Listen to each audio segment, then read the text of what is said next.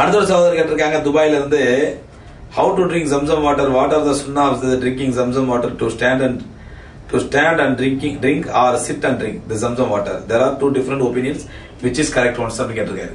அதாவது ஜம்சம் வாட்டர் தண்ணி, ஜம்சம் தண்ணீர் வந்து நின்று குடிக்கணுமா உட்கார்ந்து குடிக்கணுமான்னு சொல்லி பெருமானா ஸல்லல்லாஹு அலைஹி வஸல்லம் அவர்கள் ஹதீஸ்ல வருது, பெருமானா ஸல்லல்லாஹு அலைஹி வஸல்லம் ஜம்சம் தண்ணீர் நின்று குடித்தார்கள் அப்படின்னு சொல்லி.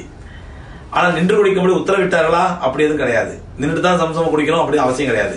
சரி, ஏன் ரசூலுல்லாஹி ஸல்லல்லாஹு அலைஹி வஸல்லம் நின்று தண்ணி குடிச்சாங்க அப்படின்னு சொன்னா, அந்த காலத்துல ஜம்சம் கிணத்துக்கு பக்கத்துல ஹாஜி, இப்போ நீங்க பார்க்கலாம் ஹாஜிகள் இப்ப ஜம்சம் கிணத்து மூடி வச்சிருக்காங்க.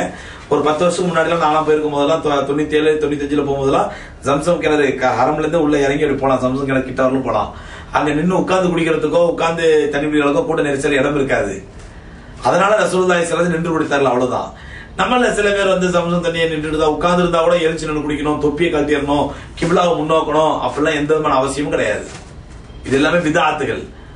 மாவு ஜம்சம் லிமா ஷரிப், ஜம்சம் தண்ணீர் எந்த எண்ணத்தில் எந்த நியத்தில் குடிக்கிறீர்களோ அந்த நியத்து கபூல் ஆகும். அதனால நல்ல துவா செய்யுங்க அல்லாஹ்ட்ட.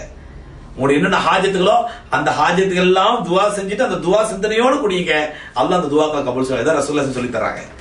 மற்றபடி உட்கார்ந்து இருந்தா கூட எழுச்சி நின்று தண்ணி குடிக்கணும், தொப்பியை கட்டில் குடிக்கணும், கிப்லாவை முன்னாடி குடிக்கணும் அப்படிலாம் ஒன்றும் அவசியம் கிடையாது. உட்கார்ந்தா உட்கார்ந்து குடிக்கலாம், தப்பு இல்லை.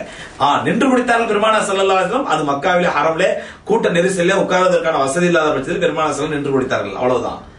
நின்றுட்டு தான் குடிக்கணும் அப்படி ஒன்றும் கம்பல்சரி கிடையாது. துவா செஞ்சு குடிக்கணும், கண்டிப்பா துவா செஞ்சு குடிக்கணும். எங்கே வேடிக்கை மாதிரி இருந்தா அப்படி குடிக்காம ஜம்சம் தண்ணி குடிப்பதற்கு உண்டான மனப்பூர்வ துவா செஞ்சுட்டு அல்லாஹ்வை வேண்டிக் கொண்டு அதற்கு பிறகு ஜம்சம் தண்ணி குடிக்க வேண்டும்.